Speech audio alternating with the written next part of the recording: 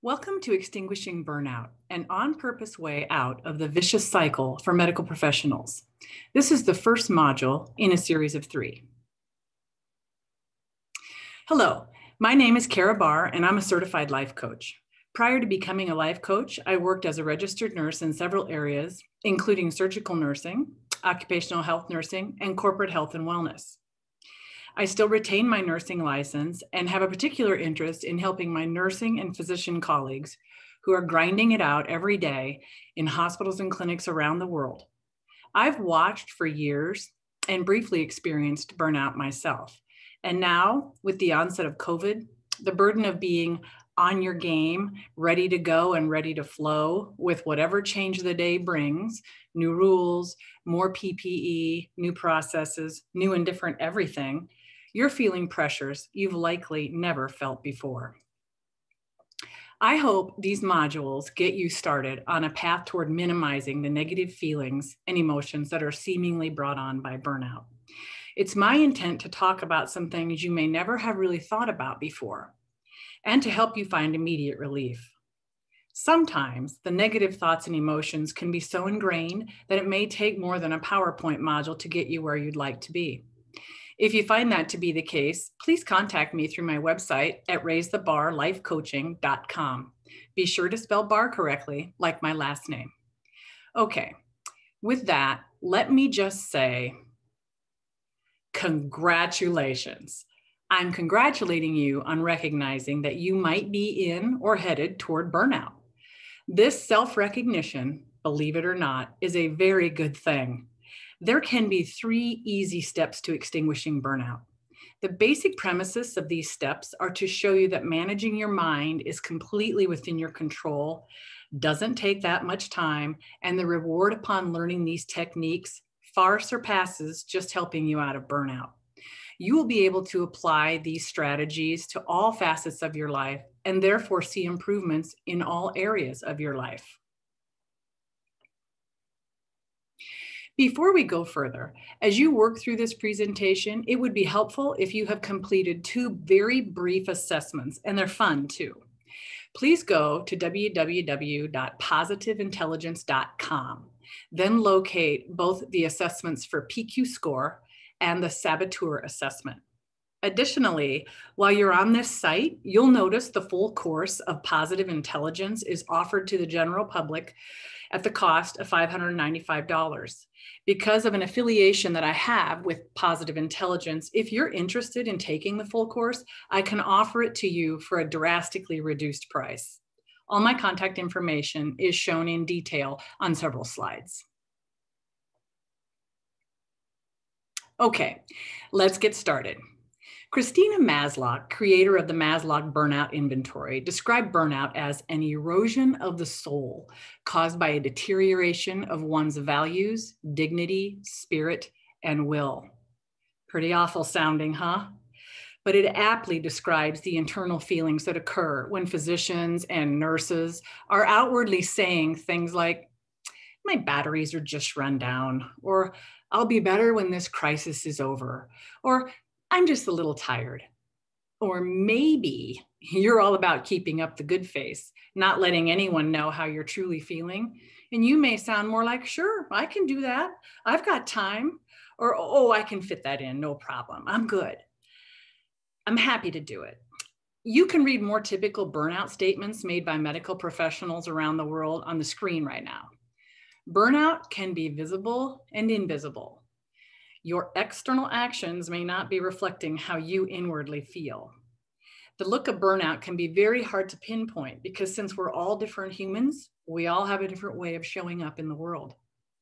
Please be certain, no matter which external persona you're showing, it's fine. This isn't your fault. It isn't anyone's fault. It is something that insidiously happens over time, sneaks up on you, and before you know it, it seems like a hole too deep to climb out of. And the truth is, it's much more than a low battery. It's much more than what a good night's sleep can solve. The good news is there's a way out. There is a way to replenish yourself and feel better. You already possess everything you need to accomplish good mental fitness, and it isn't a difficult thing, not at all. There are lots of signs of burnout, but we're going to focus on three main symptoms. The first is exhaustion. Your physical and emotional energy levels are extremely low and in a downward spiral. This is where it would be common to hear your thoughts in your head saying that common mantra, I'm not sure how much longer I can keep going like this. The second is depersonalization. This is signaled by cynicism, sarcasm, and the need to vent about your patients or your job. This might also be described as compassion fatigue. At this stage, you are not emotionally available for your patients or anyone else for that matter. Your emotional energy is tapped dry. And finally, lack of efficacy. You begin to doubt the meaning and quality of your work. You may worry that you will make a mistake if things don't get better soon. Here is where you question your purpose and let doubt creep in that you're not helping anyone. No one wants to spend time in any of these thoughts and feelings. They don't serve you and they don't serve the people you want to help. The rest of this presentation is dedicated to walking you through understanding how your thoughts are creating your feelings, why it's perfectly normal that you've gone to the burnout place you're in, and ultimately providing you with tools to change the way you've been living. Let me get straight to it. The three strategies I'd like to focus on are managing your mind, using a simple 5-part model that can literally be applied to every decision and every problem in your life. Creating something called positive intelligence. We all have sneaky saboteurs that dwell inside of us, and we also all have a very wise sage. We just need to learn how to make our sage stronger than our saboteurs. And finally, you will learn and practice an operating system. After you learn this operating system, you'll be able to make it work for you, practicing just about 15 minutes a day. It is the part of the learning that will stick with you and make you learn and stick with what you learn in coaching and make it everlasting. The best part is you don't have to buy anything. You already own the magnificent piece of equipment that will teach you these strategies. It is the most valuable thing you'll ever have, your brain. These steps are pulled from several schools of thought around managing your mind and include thought work from master coaches Brooke Castillo and Shirzad Chamine. Let's start with the model. This is a simple way to work through any problem or decision you'll ever have. There are 5 simple parts to it, so it's easy to remember. First, a brief overview. The first part is to learn that everything starts with a circumstance. Circumstances are factual. Everyone would see it exactly the way you do. Circumstances then produce thoughts in our brain. The most important thing to remember about thoughts is that they are completely optional. You get to think whatever you want to think. And thoughts are really just a sentence in your mind. We'll talk more about that later. This next one is a doozy, so listen close. Our thoughts about a circumstance create our feelings or emotions. Always, 100% of the time. All feelings come from thoughts. No one causes you to feel a certain way. Your thought about them or what they said causes you to feel a certain way. We'll talk more about that soon too. Eventually, your feelings or emotions cause you to take some sort of action or to take no action. You might cry, slam a door, eat, drink, go for a run, or whatever you do. And finally, the results we find ourselves in our lives, have all come from an action we either took or did not take. And then if we're still dealing with the same circumstance after taking action, you go back to having the same or a new thought about it. This is a new way to think about why you've gotten to where you're at in life. And I know I went fast, but stick with me. You'll find it to be comforting and you'll love the many ways there are to use this to manage your mind. Let's break each one down just a little. First, circumstances. So the first bullet is fairly straightforward. Easy examples of circumstances are measurable things like height, weight, that is a glass, that is a wall, etc. On the contrary, I weigh a lot, or I'm short, are not circumstances because it includes a descriptor or an opinion about your weight or your height.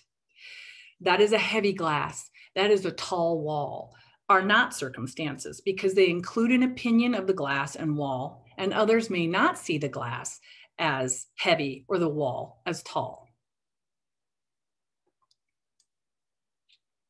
The second bullet speaks to your past and gets a little less clear. In talking about the past or something that happened in the past, it is easy to get caught up in telling a story. But remember, for it to be a circumstance, it must be verifiable by 99 out of 100 people. The point is to wait to form your thought until after the circumstance has been presented as neutral. This sometimes helps immensely in rewriting a story. You can rarely lift a burden by saying, I had a childhood. I'm sorry. You can already lift a burden by saying, I had a childhood, versus saying, my childhood was hard. The same goes for the second statement. My father died and left us penniless is not neutral. My father died when I was 10 is neutral. You can even go back to the first bullet point and picture a middle-aged woman standing on a scale and saying, I'm way too heavy, versus just saying, I weigh 240 pounds. In medicine, you might be tempted to call the following statements circumstances. There's never anyone around when I'm looking for them. It has a descriptor, never. In order to make it a circumstance, you'd need to change it to something like, there is no one here at the front desk right now. So that is neutral and factual. Let's try another one. The patient in room 308 is always so demanding. Expresses an opinion. I have a patient in room 308 is neutral. Or how about this one? This med student has no idea what he's doing and he's making my day miserable. Expresses an opinion. I have a medical student with me all day today is neutral. Thinking of the circumstance without opinion allows you to move to the next step where you get to purposefully choose your thoughts about the circumstance. So let's remember, thoughts are optional. Thoughts are just a sentence in your brain. You get to think whatever thought you want to in a circumstance. You may have a go-to way of thinking about things. This is because you've thought it over and created a neural pathway. So each time something similar pops up, your brain chooses the path of least resistance, that well-worn pathway. And you think the same thought again. But your thoughts are always your choice, and you can form a new neural pathway. Remember the measurable things like height, weight, that is a glass, that is a wall, my weight is 240 pounds, are all neutral. What I think about those things can certainly vary. Now, maybe I'd like to weigh 150 pounds, but wouldn't it serve me better to think a thought like, I'd like to get my weight down to 150 pounds, rather than think, I'm way too fat for my height. Remember the neutral thoughts about your past, like I had a childhood and my father died when I was 10. These are neutral. What you think about that can vary. Now, maybe things really were hard growing up, but wouldn't it serve you better and be easier to think about your days of youth as I had a childhood, rather than go over and over the rough times? I'm not suggesting you make it rainbows and unicorns, but just get it to neutral. When your thought switches to at least being neutral, a whole different feeling washes over you. When you remember your dad dying at 10 and leave off the penniless part, it's a different story. It is a story that can continue with something like, and now my life is on track, and I may have even gained strength from my younger years. Those are new thoughts you can choose. Remember the neutral thoughts during your workday. There is no one here at the desk right now, and I have a patient in room 308, and I have a medical student with me all day today. Instead of the overstated use of the word never or always, you've already calmed the situation down by just presenting a fact that no one is at the front desk right now. You can have any thought you want, but wouldn't it serve you and everyone better if your thought was more along the lines of, I'll go do one quick task I need to do anyway and come back and see if anyone is here then. Or I can probably go on without having my question answered right now. Or even, I'll see if there's someone I can talk to make sure there's always someone at the front desk. And when you have a new thought about the patient in room 308, instead of how demanding he is, you might be able to remember something about his nerves or his pain level or his comorbidities or that he has no family. And instead of having a negative thought about the intelligence of the med student, it will serve you, him, and all the patients better to think, he's a med student, he needs guidance. The compelling reason to change your thought is because of what it does to our feelings and emotions. Remember, all feelings come from your thoughts, period, 100% of the time. No one can make you feel a certain way. No one can hurt your feelings. This is the best news ever. It's great news. You have complete control over how you think. Therefore, you have complete control over how you feel. Here's an example. A patient yells at you. He says, you don't know what you're doing, and that if it weren't for you, he'd be out of the hospital by now. If you make that a neutral circumstance, I have a patient communicating with me rather than I have a crazy man disrespecting all the hard work I've done for him, it's much easier for your thought to be one that serves you and the patient. Like, the words he's using make me realize he's upset about something. But at this point, I don't know what. Rather than having your thought be, I am not going to respond to that lunatic. You might be thinking, when someone says something mean to me or tells me I'm not doing a good job, it hurts my feelings. But actually, it is what you think about what they are saying that hurts your feelings. It's what you are making it mean. Your go-to neural pathway is making you think a thought like, I'm a rotten nurse, doctor, son, daughter. I could go on and on. And no doubt, at some time in your past, as a child, someone asked, oh, did Johnny hurt your feelings? You need a way, an interceptor, so to speak, to help you switch from that pattern of thinking you've had ingrained in you for so long. When your feelings change, which can only occur if you change your thoughts, our subsequent actions will be different. Here is where the creating of positive intelligence and using an operating system kick in. And we'll get to those in modules 2 and 3. From our feelings and emotions, we take action. This could be to reply with sassiness to a patient or to yell at a nurse. This could be to throw an instrument or kick someone out of the OR. You might find a quiet place to cry or take a run over your lunch hour. You get what I mean.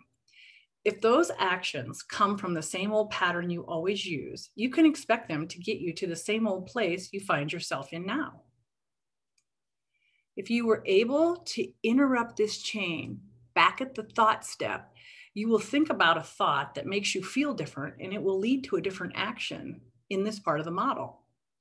For example, if you thought the original thought about that medical student and you ended up yelling at him and telling him to leave, you will have a very different result, which is on the next slide, than if you changed your thought about the medical student to the neutral thought. I have a medical student with me all day today, which changed your feeling about him from irritation to one of more compassion or remembrance of days when you were a student. Results are the culmination of the model. Everything about the way you thought, then felt, then acted produces your results. Results are everything, right? Would you rather have the med student afraid of you or have him ready to learn the next thing? Would you rather have the patient in room 308 start to calm down or keep him fired up, thus perpetuating his illness? Of course, the answer is obvious and completely within your control. So you see, the ripple effect of your thoughts, feelings, actions is huge. You can always run your circumstance back through the model and change it. You can work backward through the model. It literally works for any problem and thought process. It is a lifelong tool for managing your mind. At the end of the presentation, there's information on how to contact me if you'd like one-on-one training in the model and the rest of what you learn in this module. Okay, I know what you might be thinking. Your knee-jerk reaction might be having you think this is all way too nicey nice. That's your old neural pathway filled with lots of saboteurs talking. It is likely because it's the way you were raised or how you were treated in nursing school or med school. When we start talking about your saboteurs, your wise sage, and how to interrupt those saboteurs and strengthen the sage, you'll see clearly what's been getting in your way. Empathy and compassion are always the way to go. It will serve you. It costs you nothing and gives back to the world everything. I know the model can be a lot when it's first introduced. I'd like to take this opportunity to have you listen to a podcast, if you're a podcast listening type person. It's called The Life Coach School with Brooke Castillo. It will give an even more in-depth description of the model with lots and lots of examples. The next 2 modules of this series will absolutely help you put new and lasting thoughts into your brain that will change your feelings, actions, and results. I know it is hard to be patient, but please give the next 2 modules a chance to build upon this module. Saboteur thoughts and something called the sage perspective will be covered in detail in the next 2 modules, so don't have any anxiety about that for right now. Your main takeaway is to apply your everyday circumstances to the model as often as you need to. Think of the model the next time you're facing an issue that you feel a sort of negative thought toward. See if you can correctly name a neutral circumstance, recognize what thought it is generating, identify the feeling that it produces, watch the action it leads you to, and observe and consider the result you get from it. Practice using the model until you can listen to the next module. I think you'll find that very useful. Your brain is the most powerful tool on the planet. There's no amount of money that could ever buy it or reproduce it. Managing your brain and the thoughts within it is the most important thing you will ever do to create your desired results. And none of our traditional education teaches it. So if you'd like to learn more in-depth ways to manage your mind and take what you've learned here to the next level, please go to my website and schedule a free discovery session. I can more fully explain what continued coaching with me can look like. There are 4 different packages you might be interested in, and if none of them interest you, we'll still have a great conversation. Let me say a few more words on life coaching. Some people don't know what life coaching really is. A life coach is an objective professional. Sure, it's great to have friends with whom to share, but taking advice from family or friends is not always a good idea. Sometimes friends don't tell us the truth because they don't want to hurt our feelings, risk losing our friendship, or just don't know what the best advice is to offer. When emotions get involved, we often make poor decisions. Certified coaches do not shy away from this. We work in the present toward the future objectives. A coach remains with the client to help integrate the changes and make sure the goal really happens. Coaches also have an ability to see things from afar. Like a tennis pro watching your swing. We can point out what you can't see and what's not working. There are all types of coaches, and many coaches offer various services. I, for example, offer solutions for professionals who feel burned out or stuck in a profession they used to love. Most coaching clients are healthy, successful people who want to make a change and require the support of a personal coach to do so.